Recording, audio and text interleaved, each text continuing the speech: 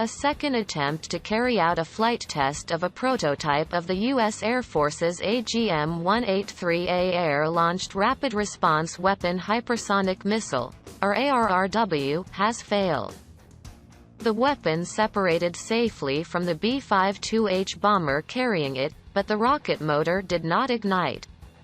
This follows the first unsuccessful attempted flight test in April, in which the missile did not even leave the wing of the B-52H it was attached to.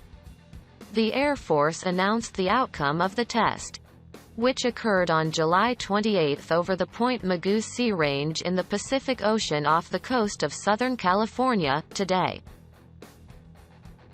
The service had previously announced that it would conduct this flight test event before the end of July. The 419th Flight Test Squadron at Edwards Air Force Base in California and the Global Power Bomber Combined Test Force participated in this new attempted launch. The missile cleanly separated from the aircraft and successfully demonstrated the full release sequence including GPS acquisition, umbilical disconnect and power transfer from the aircraft to the missile, an Air Force press release said. The missile also demonstrated fin operation and deconfliction maneuvers which ensures a safe operation for the aircrew. Following the safe separation maneuvers, the rocket motor did not ignite. The Air Force insists that this abortive launch still provided valuable test data and demonstrated several first-time events as the program continues to track toward fielding a hypersonic capability in the early 2020s. Last week the service had confirmed to the war zone that the overall test plan had been the same as it had been for the initial failed booster test Flight 1 test, or BTF-1, in April. The BTF-1 test had been intended to focus on validating the performance of the missile's rocket booster and demonstrating the simulated separation of the weapon's unpowered boost glide vehicle payload. The prototype missile would carry a frangible surrogate for that vehicle that would disintegrate after release. The ARRW, as designed, is intended to use its rocket booster to accelerate a wedge-shaped unpowered hypersonic boost glide vehicle sitting inside the nose cone on top of the missile and loft it to a desired altitude in speed. Once there, the nose cone breaks away and the vehicle is released, after which it glides along atmospheric flight trajectory at hypersonic velocity toward its target. Hypersonic speeds are defined as anything above Mach 5. The boost glide vehicle is designed to be highly maneuverable, which, combined with its speed and flight profile, make it ideal for penetrating through dense enemy air defenses to strike at time-sensitive and other high-value targets. Those performance attributes give opponents less time, overall, to react to the incoming threat, making it extremely difficult for them to relocate assets or otherwise seek shelter.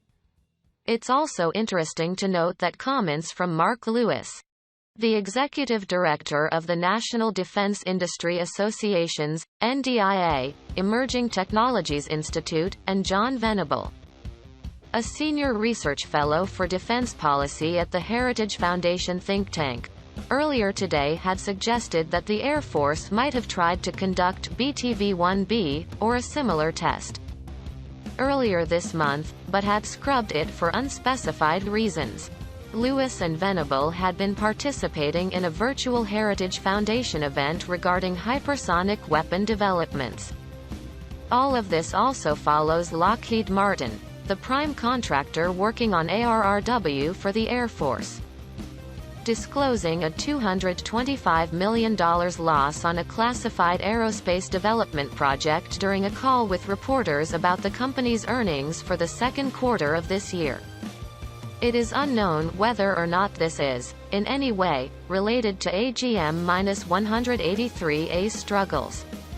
Lockheed Martin, of course, is involved in a number of publicly acknowledged, but still top-secret aerospace programs and is all but certainly engaged in a number of undisclosed development efforts, as well. It remains to be seen how this second unsuccessful flight test will impact the Air Force's plans for ARRW. As noted, the service still says it expects to reach at least some kind of initial operational capability with this weapon in the early 2020s. In the past, it had said that hoped to use unexpended flight test prototypes to field an early operational capability. However, the Air Force is now at least 7 months, if not more, behind in its flight test schedule, having originally expected to carry out the first live fire launch by the end of 2020, and has lost one prototype. Hopefully, the Air Force will be able to use what it has learned from this unsuccessful launch to keep moving forward on what is still slated to be its first operational air-launched hypersonic weapon. The service continues to stress that this is a capability that is critical to how it expects to prosecute future high-end conflicts, especially against potential near-peer adversaries, such as China.